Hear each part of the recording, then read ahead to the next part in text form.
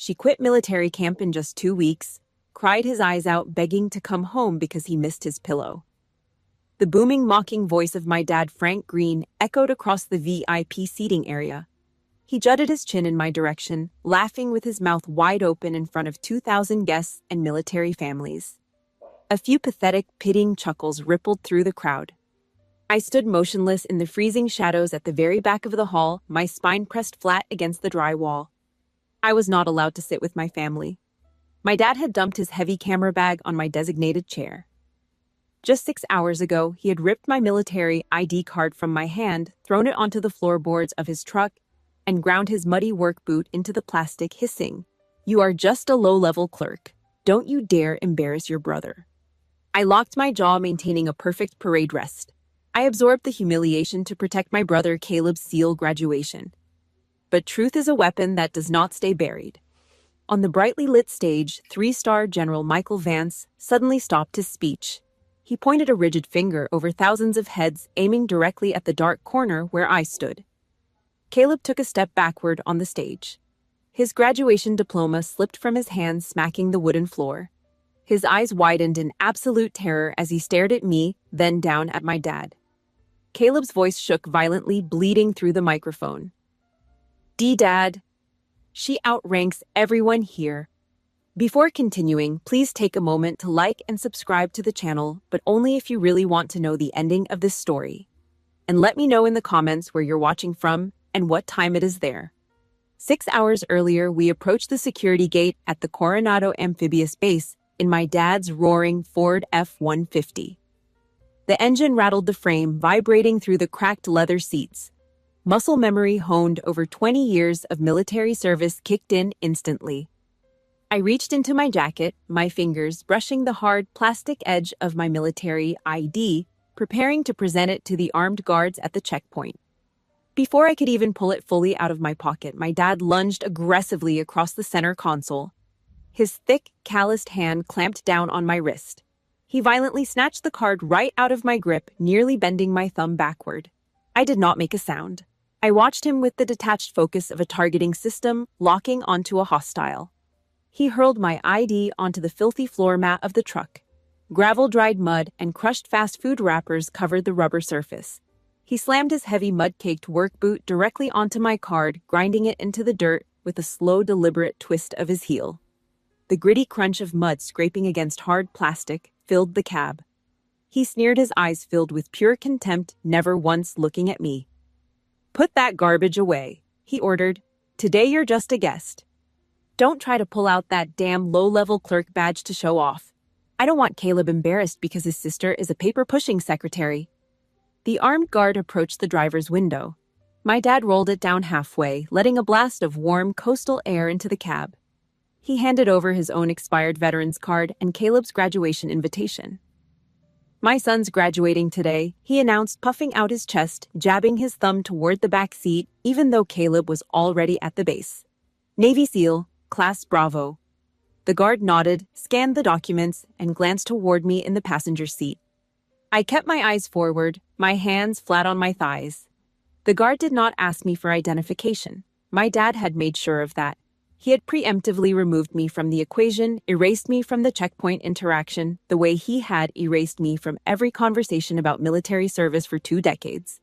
We rolled through the gate, and my crushed ID stayed under his boot collecting mud.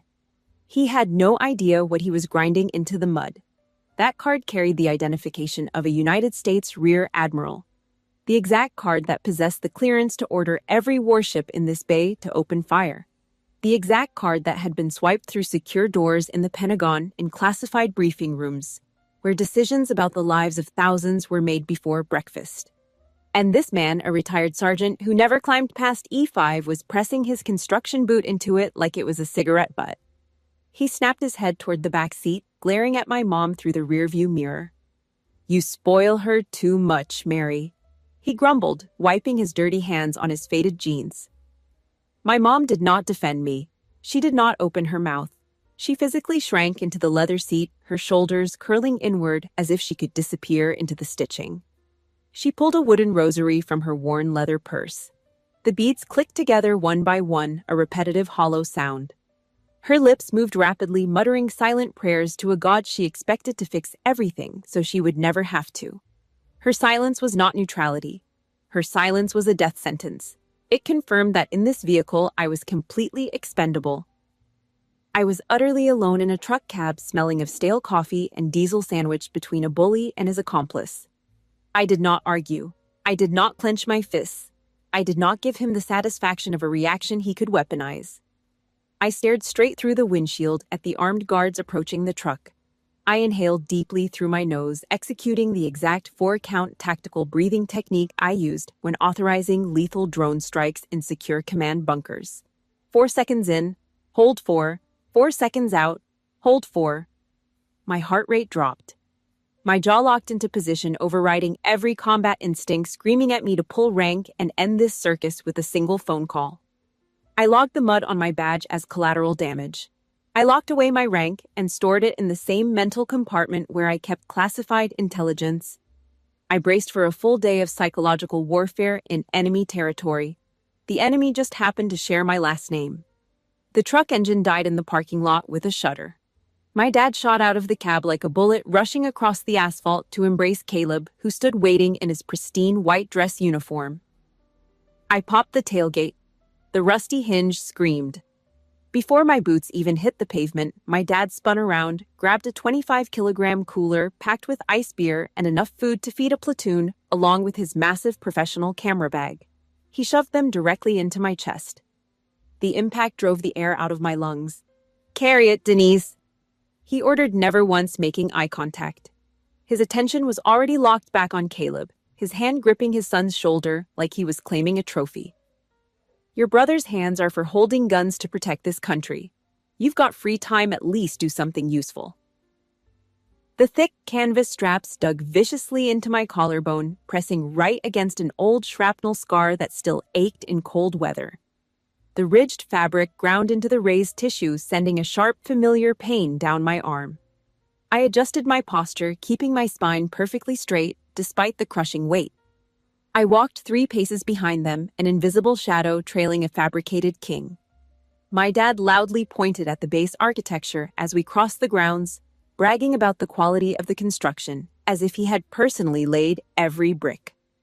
I had personally authorized the budget for those exact facilities, $87 million allocated from my Strategic Operations Fund 2 years ago.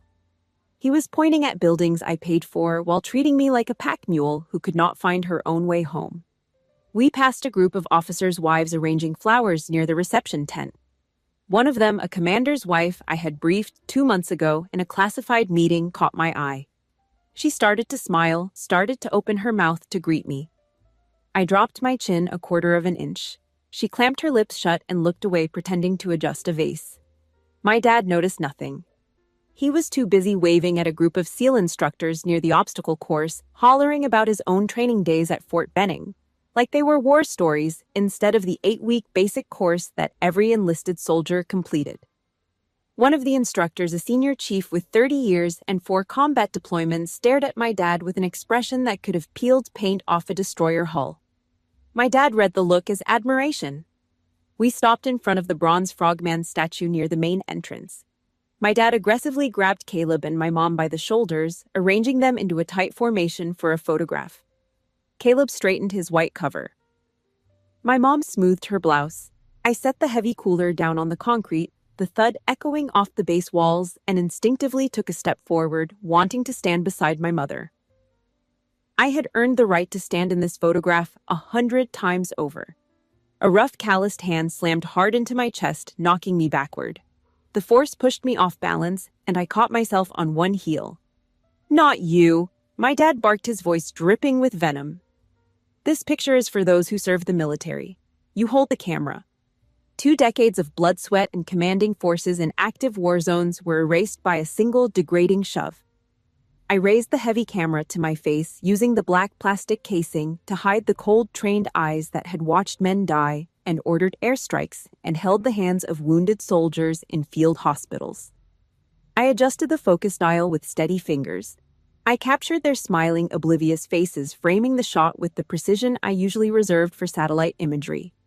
I silently executed the role of the useless daughter they so desperately needed me to be. The camera shutter clicked. The sound was mechanical final, like the safety being switched off a rifle. My dad snatched the camera back from my hands without a word of thanks, scrolling through the photos with a critical eye. "You cut off the top of this statue," he muttered, shaking his head. He deleted 3 of my shots and handed the camera back. "Take more. Get the whole thing this time." I took 6 more photographs, each one perfectly framed.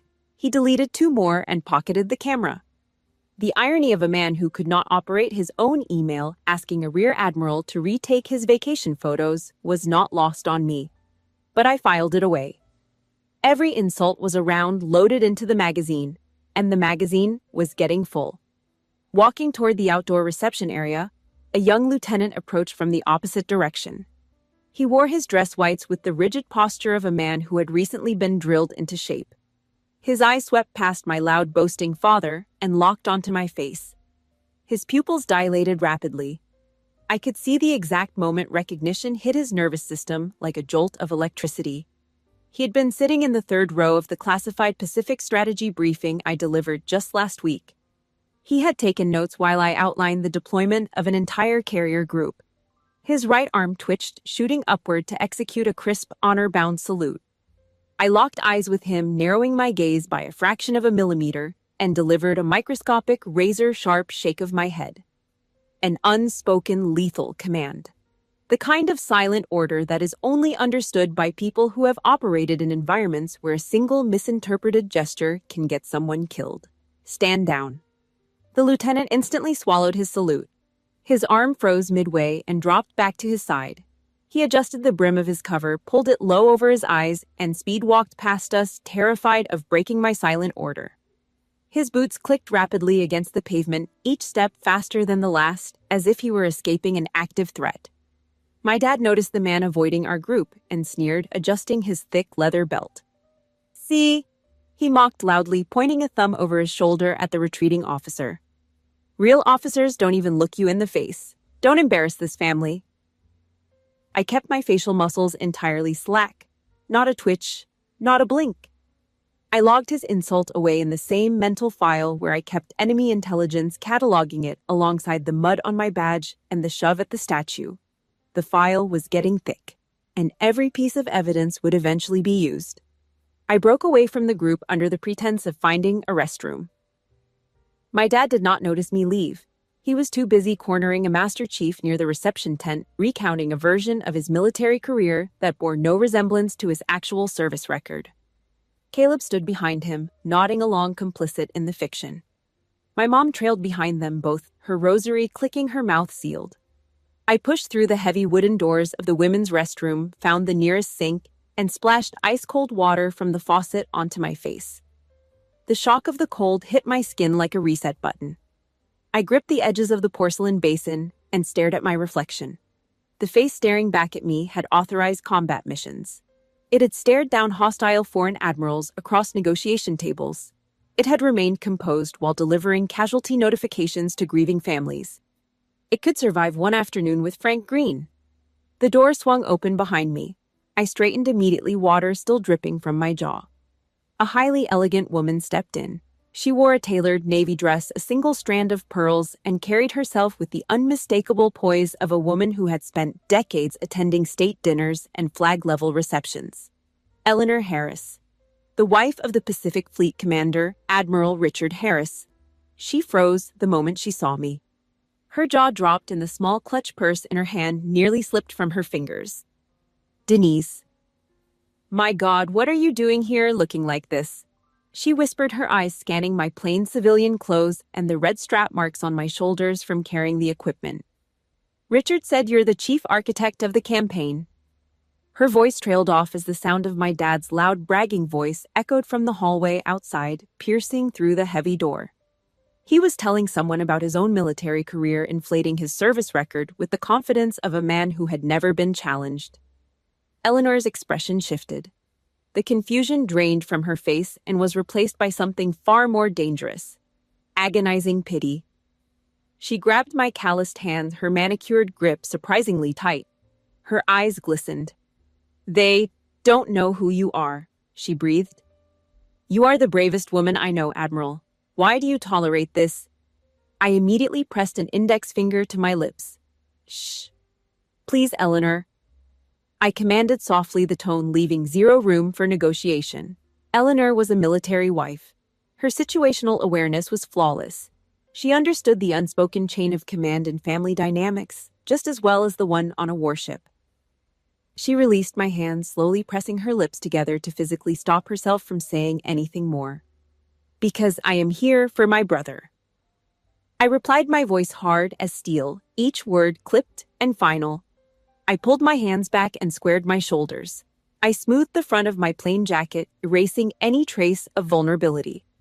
I turned and walked out through the heavy door, re-entering the war zone, where the enemy wore my last name and wielded ignorance like a loaded weapon. We sat at the outdoor aluminum barbecue tables set up behind the main hall. The metal chairs were hot from sitting in the sun, and the smell of charcoal and lighter fluid hung thick in the air. Caleb was surrounded by his graduating class, slapping backs and trading loud war stories they had not yet earned. My dad presided over our family table like a general, commanding a forward operating base, leaning back in his folding chair with his arms spread wide. Bob Miller, our former neighbor from the old block in Norfolk, lumbered over with a sweating beer can in his meaty fist. His polo shirt was stretched tight over his gut, a dark sweat stain spreading beneath the collar. Barbecue sauce clung to the corner of his graying mustache. After loudly congratulating Caleb and slapping his back hard enough to make the younger man stumble, he turned his sights on me. He planted himself at the end of the table, blocking my path to the food. Denise doing big government things in D.C., right? He asked, a smirk already forming on his chapped lips, beer foam still clinging to his upper lip. Before I could even open my mouth to issue a response, my dad waved his hand aggressively in the air, batting away the question like swatting a fly. He leaned back and raised his voice so the adjacent tables could hear every word. Big thing, she's a secretary, Bob. My dad scoffed. Stuck in a basement pouring coffee for bosses. Easy women's work. Bob Miller erupted into a loud, cheap laugh, shaking his head with manufactured pity. He took a long swig of his beer and wiped his mouth with the back of his hand. At the table directly behind us, a Navy captain sat with his daughter, a lieutenant junior grade. He had his arm around her shoulders. He was bragging about her first deployment, telling anyone who would listen about the commendation she had received. His voice was thick with the kind of pride that makes your chest ache when you have never heard it directed at you. The lieutenant blushed and told him to stop, but her smile reached her eyes. I watched them for exactly 3 seconds. Then I cut the feed. I locked it away in the same compartment where I stored everything else that could compromise my composure. I tightened my grip on the canvas strap of the camera bag under the table. The nylon bit into the webbing between my thumb and index finger. I currently held the authorization codes for 5 destroyer fleets, and this man was reducing me to a coffee maid for a civilian audience who had never set foot on a military installation that was not open to tourists. The caterers arrived and set down a massive platter of thick, juicy burgers in the center of the aluminum table. My dad immediately reached across the metal surface, his big hand snatching the thickest, most perfectly cooked patties and stacking them high onto Caleb's plate. He piled on extra buns, pickles, and thick slices of tomato. Caleb did not object. He did not look at me. He picked up his fork and knife and started eating. My dad then picked up a completely charred, rock-hard patty that looked like a lump of coal. It was burned black, the edges crumbling into ash. He slid it aggressively across the table with one finger. It stopped right in front of my chest with a dull scraping sound against the aluminum. A few flakes of black char scattered across the surface. Eat. My dad ordered, his tone devoid of any parental warmth. He did not look up from his own plate. You sit in an AC room, you don't need protein. Leave the meat for the warriors. I stared at the blackened scrap on the paper plate.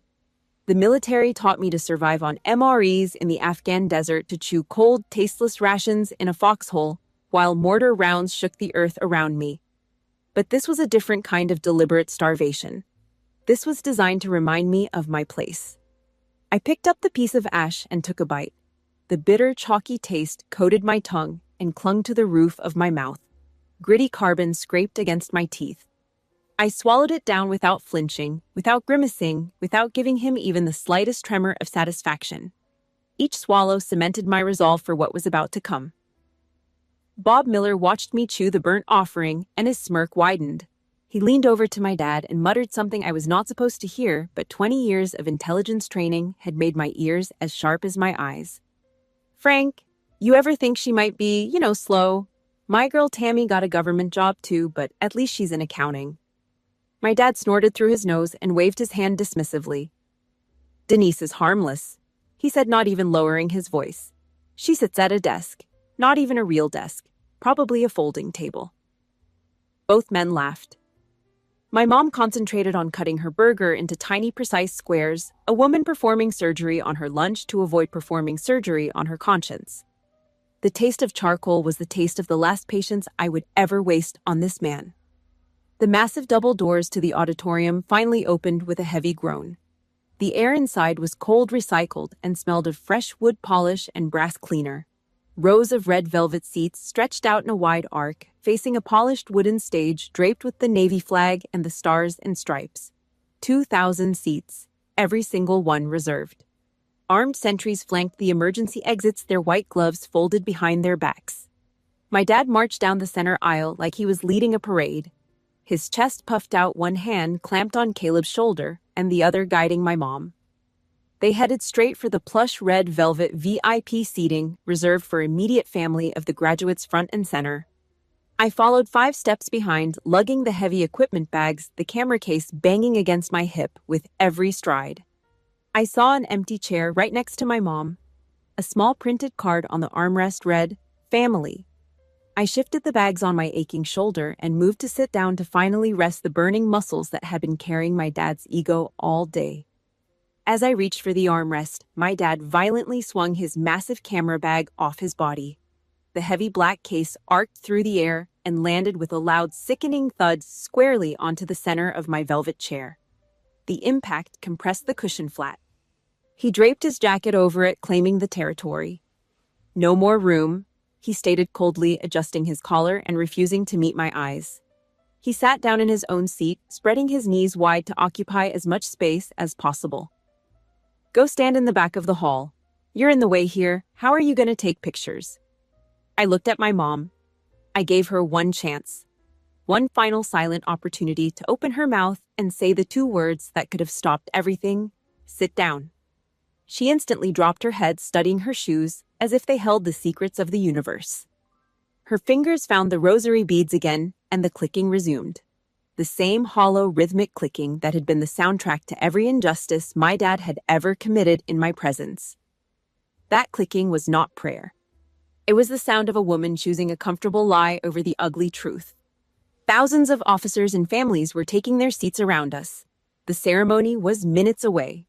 Causing a scene would violate the sacred discipline of the event, and I would not give my father the ammunition to call me hysterical in front of Caleb's entire graduating class. I turned on my heel and walked the long, humiliating aisle alone. My boots hit the hardwood floor with a steady, measured cadence, the exact rhythm of a military funeral march, though no one in the room knew the significance of that pace except me. I retreated toward the freezing shadows near the emergency exit at the very back of the room. As I walked, I passed a row where a retired captain sat with his wife. He glanced up at me, then at the heavy bags on my shoulder, then back at the front row where my dad was settling in like a king on his throne. The captain's brow creased. He recognized something in my bearing, not my face, not my rank, but the way I carried weight, the straight spine, the squared jaw. He nudged his wife, and they exchanged a look that said more than any words could. Every step echoed against the hardwood floor. I passed rows and rows of proud families sitting together, fathers with their arms around their sons and daughters, mothers wiping tears of pride. I walked past all of them until I reached the cold drywall near the armed sentries. One of the sentries, a young petty officer, stiffened as I took my position against the wall. His eyes tracked my posture, the way I planted my feet shoulder width apart, the way my hands clasped behind my back in a textbook parade rest. He had spent enough time around senior officers to recognize the bearing. His brow furrowed. He opened his mouth as if to speak, then thought better of it and locked his gaze forward. He knew something was wrong. He just did not know what. The hall went completely silent. The first crisp brass notes of the national anthem blasted through the overhead speakers, filling the auditorium with the sound that had defined my entire adult life. A violent shockwave of muscle memory hit my spine like an electric current. My heels wanted to snap together. My right arm twitched, desperate to slash upward to my temple in the salute I had performed 10,000 times across 4 continents. But I was in civilian clothes. I was standing in the back of the room like a banished servant. I clenched my jaw so hard my molars ached and physically pressed my hands against my thighs, burying my fingernails into my palms until I felt the skin break. I stopped myself from saluting in the shadows. I denied every trained reflex in my body to protect the cover that my dad had forced me to wear. The sentry beside me noticed. His eyes dropped to my white-knuckled fists, to the half-moon cuts my nails were carving into my palms, to the rigid set of my shoulders. He had seen that posture before. He had seen it on officers fighting to maintain composure during flag-draped ceremonies. His hand moved a fraction of an inch toward me, an instinct to help, then stopped. He returned to attention and said nothing, but his jaw tightened in solidarity. From my exile in the back, I watched my dad in the front row. The anthem ended and the crowd sat. He leaned toward Bob Miller, who had secured a seat 3 chairs down. My dad pointed a finger toward my dark corner, whispering something into the older man's ear. Bob glanced back at me and chuckled, shaking his head with that same cheap pity. My own father was using me as a punchline. He was trampling over 20 years of my blood, sweat, and youth right inside my own sanctuary. A military base. My domain. The arena where my word was law and my rank was gospel. I leaned to the back of my head against the cold drywall. I crossed my arms. The time for endurance was over. Honored to introduce Lieutenant General Michael Vance. The base colonel's voice boomed from the stage podium, and the auditorium erupted in deafening applause. 2,000 pairs of hands clapping in unison, the sound crashing against the walls like waves against a hull. General Vance stepped onto the stage. He was tall, broad, his 3 silver stars catching the overhead lights like small explosions on his collar. His jaw was set in the permanent expression of a man who had buried friends and made decisions that changed the course of history. He did not open his leather binder. He did not acknowledge the applause. He did not smile. He did not read his prepared remarks. Instead, his piercing eyes swept over the thousands of attendees, scanning the room with the cold efficiency of a radar system. His gaze slid right past my dad's lifted chin in the front row, right past the rows of proud parents and decorated officers. His eyes tracked all the way to the back of the room. He locked eyes with me in the shadows. I felt the connection like a targeting laser painting my chest. My pulse spiked. I gripped my own wrist behind my back and squeezed hard to keep my body still. General Vance leaned heavily into the microphone. The speakers crackled with the pressure of his voice. Today, he began, his tone rolling like distant thunder across the silent hall. I noticed a severe violation of military protocol. The temperature in the room dropped. 2,000 people held their breath.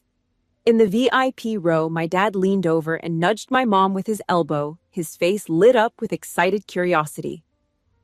"Must be a late congressman," he whispered eagerly to her, completely oblivious to the crosshairs painting his chest. "Look a big shot." My mom nodded absently, still clutching her rosary. I did not move a single muscle. But I felt the air pressure in the room shift the way it shifts in the seconds before a torpedo leaves its tube. This unit is trained to identify targets. General Vance roared, his voice bouncing off the high ceilings and vibrating in my ribcage. He gripped the edges of the podium with both hands, his knuckles turning white. The veins in his neck stood out like cables. "But you have failed to recognize your own chain of command." He violently thrust his arm out.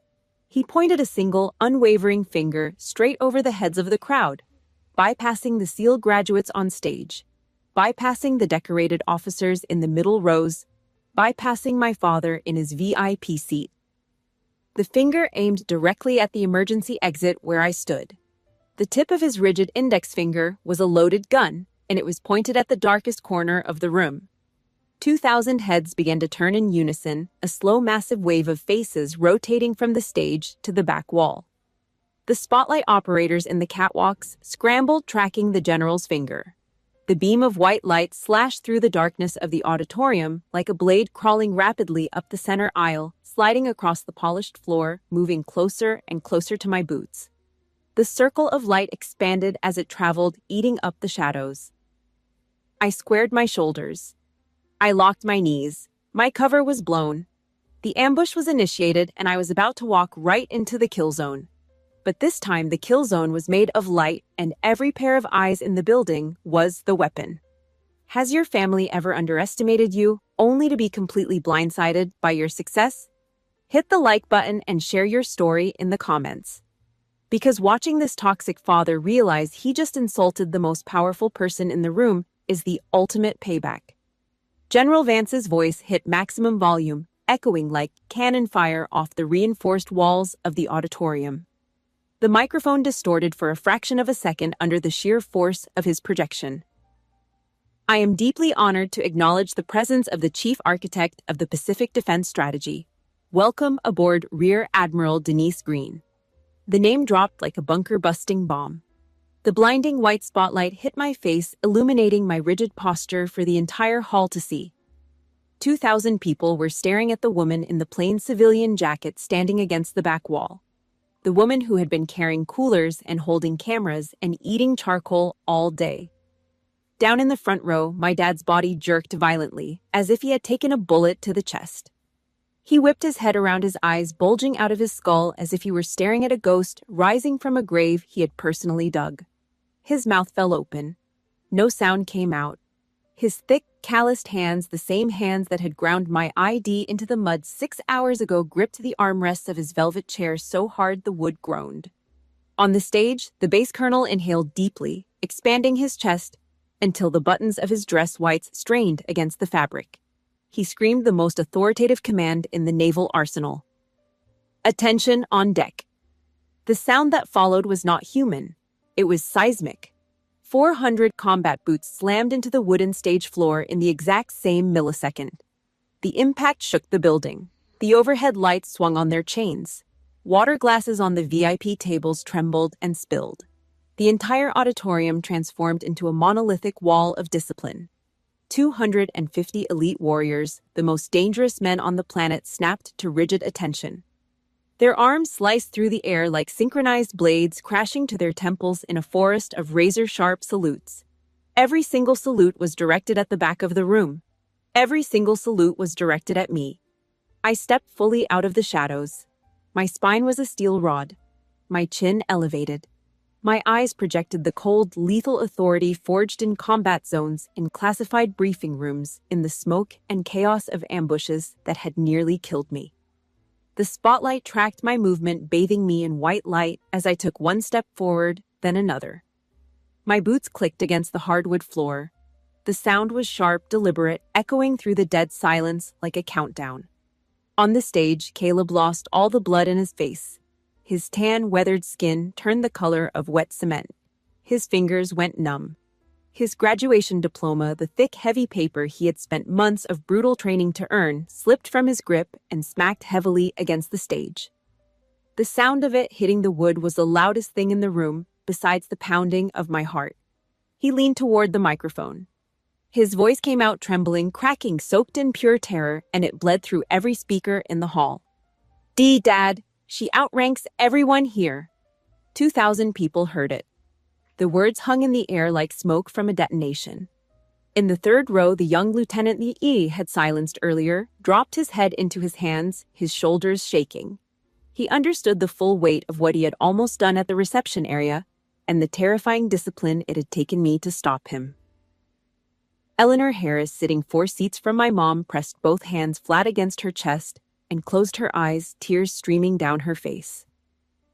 She had known. She had carried the secret for the last 3 hours, and watching it explode was both agony and vindication. The whispers started like a brush fire sweeping through the rows. Heads turned from me to my dad and back again. The math was being done in real time by every trained military mind in the building. A rear admiral, in the back of the room, standing against the wall, while her father, a retired E5, sat in the VIP row with a camera bag on her chair. The picture assembled itself with brutal clarity, and the collective realization hit the crowd like a shockwave. My dad was the only person still sitting in the entire auditorium. Every officer, every SEAL graduate, every military spouse, every armed sentry had risen to their feet. He was the only body still in a chair, and the weight of 2,000 pairs of eyes crushed him into the velvet. His body seemed to shrink, collapsing inward as if his bones were dissolving. His phone slipped from his trembling hands, clattering onto the floor beneath his seat. The metallic sound was pathetic small, swallowed by the vast silence. The fake reality he had built for 20 years to keep me in the dirt, the elaborate lie that I was a coffee-pouring secretary in a basement, the cruel narrative designed to inflate his own mediocre career had just been pulverized by hundreds of giant men standing at attention for his daughter. I raised my right hand. I held a perfect civilian attire salute for exactly 3 seconds. My arm was steady. My face was stone. 3 seconds of silence that erased 20 years of lies. I dropped my arm to my side. "Carry on," I commanded.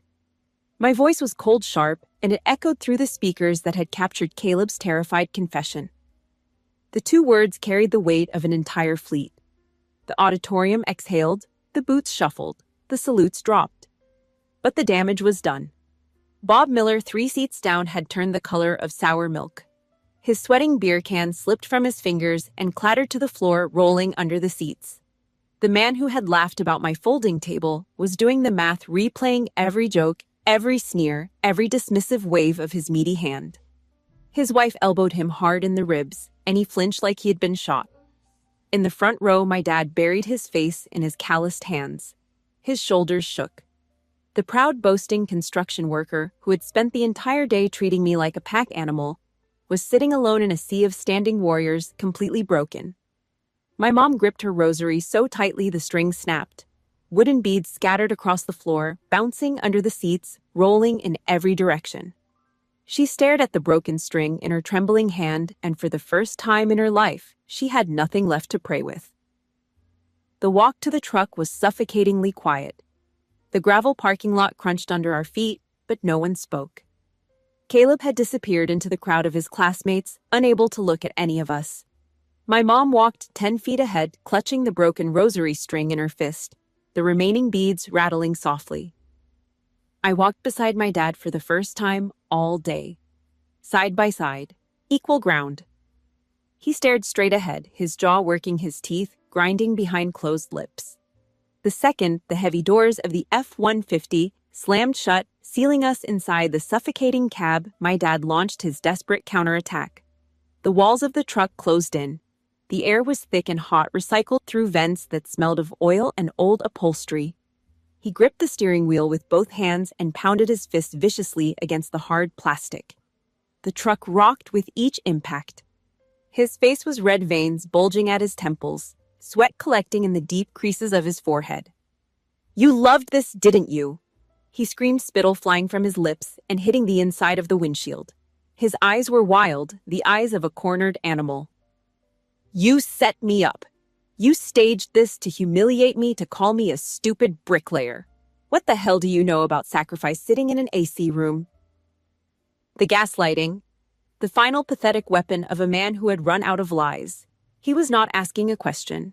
He was building a new narrative right there in the truck cab, trying to repaint himself as the victim, the wronged father, the humble bricklayer attacked by his own ungrateful daughter.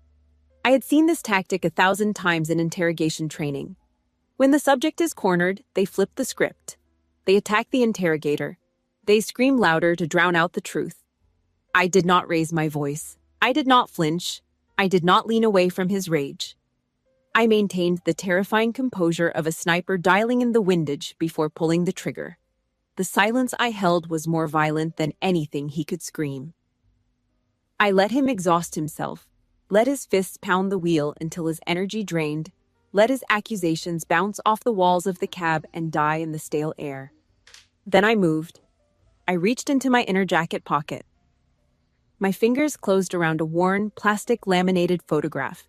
I had carried it for 14 years, pressed against my chest, over my heart through every deployment, every briefing, every sleepless night. I pulled it out slowly. I flicked my wrist, and slapped the photo down hard right onto his lap. The laminated surface smacked against his jeans with a sharp, wet crack. He flinched. He looked down. It was a picture of me lying on a medevac stretcher. My face was covered in soot, the kind of thick, oily black residue that clings to skin after an explosion. My camouflage uniform was soaked in thick, dark blood so saturated that the original pattern was invisible. My left arm was wrapped in a crude tourniquet made from a torn piece of uniform. IV lines snaked from both wrists into bags held by a field medic whose hands were also covered in blood. And leaning over my broken body, his 3-star rank gleaming even under the harsh, fluorescent lights of a forward operating base hospital, was General Michael Vance. He was pinning a medal to my chest, the Silver Star, the third highest combat decoration in the United States military, awarded for gallantry in action against an enemy of the United States. That's a Silver Star, Frank. My voice cut through the air like a razor, completely void of emotion, flat, clinical. The voice I used when reading casualty reports. Ambushed in Afghanistan, outnumbered 3-1. I took 2 bullets but killed 3 men and dragged my comms officer to safety through 200 meters of open fire. I didn't get it for pouring coffee. I got it for killing those who tried to kill my men. I let the words settle into the truck cab like poison gas. No escape, no ventilation. Just the truth filling every cubic inch of space between us. From the back seat, my mom let out a sound I had never heard her make. A low, guttural moan like something inside her chest had cracked open. She pressed her forehead against the cold window glass and gripped the door handle as if she were about to throw herself out of the moving vehicle. The broken rosary beads she still clutched bit into her palm, leaving small red indentations in the skin. My dad stopped breathing. His chest locked.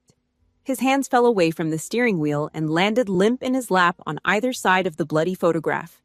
His eyes fixed on the image, scanning every detail. The blood, the soot, the IV lines, the metal. Then his gaze moved to the date printed in small white text on the bottom corner of the photo, stamped there by the military documentation unit. The date read, Thanksgiving, 14 years ago. I watched the exact moment the connection fired in his brain. I saw the blood drain from his face, starting at his forehead and washing downward like a receding tide, leaving his skin gray and waxy. His lips parted.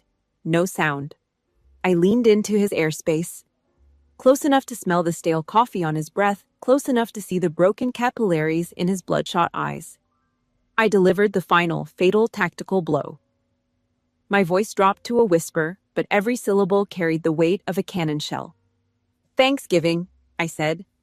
The day you called screaming that I was an ungrateful brat for not coming home for turkey. I was bleeding out on an operating table. The words detonated in the cab. My mom let out a choked, strangled sound from the back seat, her hand flying to her mouth. My dad's arrogant facade, the construction worker tough guy act, the fake veteran swagger, the 20 years of belittlement and cruelty, all of it disintegrated into dust. He looked up from the photo, his wet eyes finally for the first time in my entire life, truly seeing me. His gaze locked onto the faded shrapnel scar on my neck, the raised ridge of tissue that ran from behind my ear to my collarbone. A scar he had seen 100 times and never once asked about. A scar he had chosen to ignore for over a decade, because acknowledging it would mean acknowledging that his daughter was not a secretary. A ragged, pathetic sob tore out of his throat. It was an ugly sound, raw, and it filled the truck like the cry of an animal caught in a trap. He collapsed forward over the steering wheel, his forehead pressing against the hard plastic, and wept like a broken child.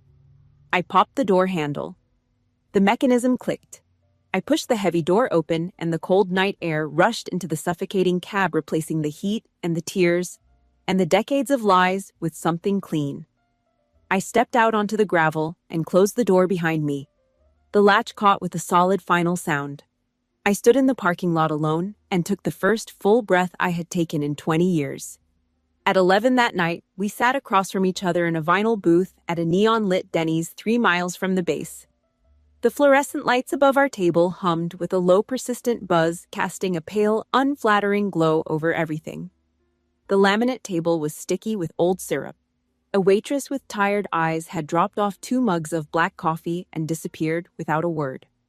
The armor was completely gone, every layer of it. My dad sat across from me looking 20 years older than he had that morning. His shoulders were caved in his big frame, folding into itself. He traced the chipped rim of his coffee cup with one thick, calloused finger, his bloodshot eyes fixed on the dark surface of the liquid. He sat like that for a long time.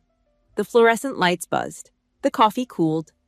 A trucker at the counter argued with the cashier about the price of pie. I waited. I had been trained to wait in silence for hours. I could outwait anyone alive. Finally, his cracked lips moved. I never made it past Sergeant E5. He rasped his voice barely audible above the hum of the lights. His shoulders physically shrank under the fluorescent glare, collapsing another inch. I was average, mediocre, the guy they never promoted, never decorated, never remembered. When you kept rising, when you made lieutenant, then commander, then captain, I was terrified you'd see me as a failure. I had to push you down, lie to myself that you were just a clerk to feel big. That was the cowardice of an insecure old man. He swallowed hard and continued, each word pulled out of him like barbed wire through flesh. Every time your name showed up in a military publication, every time someone at church mentioned you worked in D.C., I felt this thing in my gut. Like acid. I told myself you were nothing, because if you were something, then what was I? A bricklayer with a dusty E5 patch in a shoebox. A man who peaked at 23. He wiped his nose with the back of his hand, a rough, graceless gesture. Your mother knew. She always knew what you were. But I made her keep quiet. I told her if she ever corrected me in front of company, I was a coward, Denise. A bully and a coward. The words fell out of him like a confession at the end of a long trial. Each sentence cost him something physical. His hand trembled around the mug. A tear dropped from his jaw and landed in his coffee, creating a tiny ripple that expanded outward and died against the ceramic walls. The combat instinct inside me, the system that had kept me alive through ambushes and betrayals and 20 years of war, finally powered down. The targeting system went dark. The tactical breathing stopped. What replaced it was a profound hollow exhaustion, the kind that settles into your bones after the longest mission of your life. I reached across the sticky diner table. I pressed my hand, a hand permanently calloused from rifles and tactical gear and the controls of warships, over his trembling rough knuckles. His skin was dry and cracked from decades of mixing cement and laying bricks in the sun. My skin was scarred from shrapnel and weapons and the weight of command. 2 different kinds of hard labor. 2 different wars. I did not offer him fake forgiveness. I did not tell him everything was fine. I did not pretend that a single night in a Denny's could erase 20 years of cruelty. But I offered him the brutal truth delivered in the same even-measured tone I used for every critical decision in my career. I didn't need a general dad, I stated. I just needed a father. He squeezed his eyes shut. His face crumpled. The tears fell directly into his coffee, and he did not wipe them away. He let them fall. The toughest man I had ever known sat in a Denny's booth and cried into a $3 cup of coffee, and for the first time I did not feel anger watching him break. I felt the hollow, aching weight of a war that should never have been fought. The next morning at the San Diego airport departure curb, the atmosphere was entirely different. The sky was pale. Taxis and ride shares crawled along the concrete lane. My dad stood by his truck wearing a brand new, crisp white t-shirt. Printed across the chest in bold navy blue letters were the words, "Proud Dad of a Navy Rear Admiral." The shirt was stiff and unwashed, still creased from the store packaging. He had gone out and bought it sometime between the diner and the dawn. My mom stood a few feet away, her hands clasped in front of her. She had replaced the broken rosary with a new one, but it hung loose and unused at her side. She stepped forward and pulled me into a tight embrace. Her arms were thin, and she smelled like the same lavender soap she had used my entire life. She did not say she was sorry. She did not say she was proud. But she held on for a long time, her fingers gripping the back of my jacket. When she finally released me, she pressed a folded piece of paper into my palm. I opened it later on the plane. It was a prayer card, and on the back she had written in shaking ballpoint, "I failed you. God forgive me." It was the most honest thing she had ever said. As I pulled my heavy duffel bag from the truck bed, the canvas scraping against the metal, my dad took a deliberate step backward. He planted his feet on the concrete shoulder width apart. He snapped his heels together. He straightened his spine, pulling himself to his full height for the first time in 24 hours. He threw his arm up in a flawless textbook military salute. The kind of salute he'd been taught at basic training 40 years ago. The only piece of his military career he had executed perfectly. His fingers were pressed together, his elbow at exactly 45 degrees, his eyes locked forward. "Goodbye, Admiral," he said. His voice was choked thick, saturated with a reverence that had taken him 20 years and one devastating night to find. I stood tall on the curb. Even in my civilian jacket, my posture commanded the pavement. The duffel bag hung from my right hand, pulling at my shoulder, a familiar weight. I shifted the heavy duffel to my left hand.